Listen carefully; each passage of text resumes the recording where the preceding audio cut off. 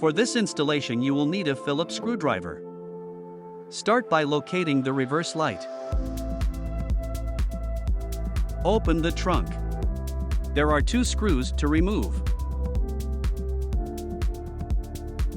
Using the Phillips screwdriver to remove both screws.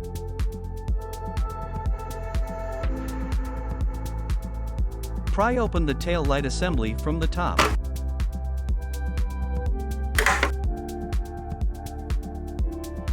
Remember to align the clips correctly upon installation of tail light assembly.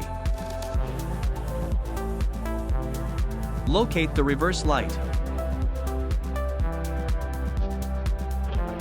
Twist the socket counterclockwise and remove the incandescent bulb.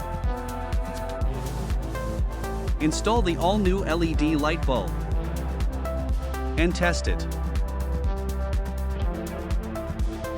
Remember to align the 4 tabs upon installation.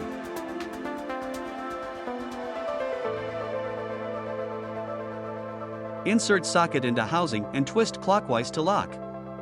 Next, align the tail light assembly with the clips and screw openings. Snap in the 3 clips and insert screws back in opening.